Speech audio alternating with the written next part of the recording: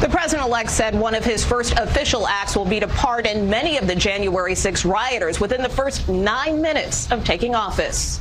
President Donald Trump keeping a campaign promise with several announcements made on Inauguration Day, Monday. We're going to release our great hostages that didn't do, for the most part, they didn't do stuff wrong. President Trump has granted a sweeping pardon.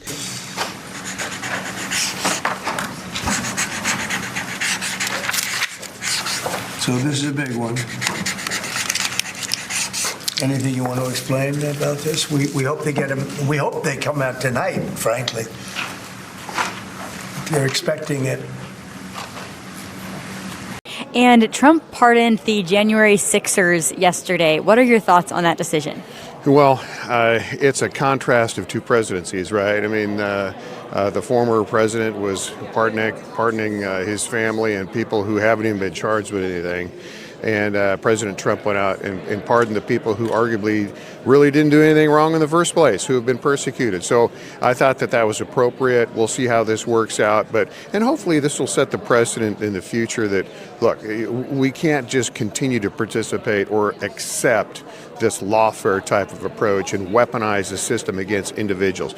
This government is here to serve the people, not the other way around. Yesterday, demanding that they be pardoned, all of them, and released. We've already had to deal with paperwork issues with Coloradans.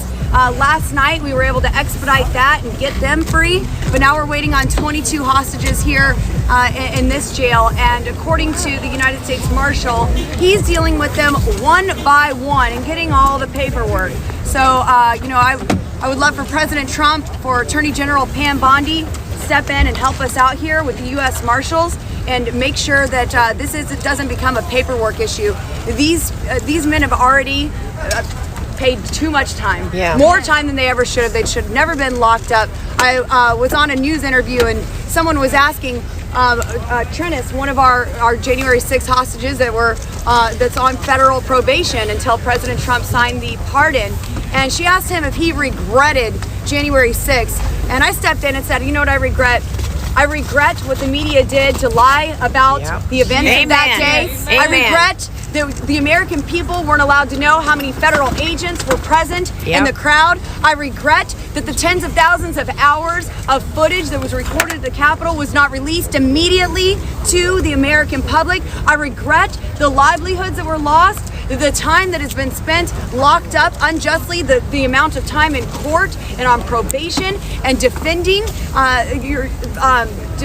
defending oneself against something that they shouldn't have to defend. I also regret that the American people weren't allowed to see the police officers that were opening gates, opening doors, escorting people into the Capitol. That's right. This day was not what the left said, but November 5th showed that the American people believe us, they believe you, they believe that this is unjust because they knew that President Trump was going to pardon them, and that's exactly what he did. That's the mandate that he received overwhelmingly from America, and that is why President Trump is back. And if there's another regret, I'm sure it's only on the Democrats who are regretting that they didn't just shut up, because now they're finding out.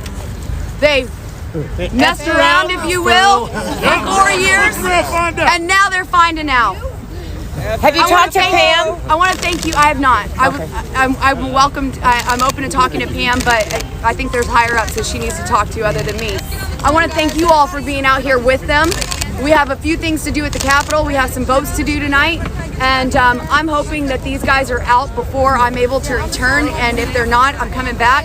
I want to see them for their release, and I'll be the first member of Congress to offer them a guided tour in the Capitol. Amen!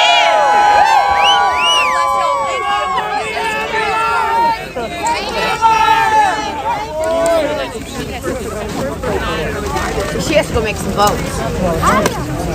Yeah. You got video? Oh, yeah.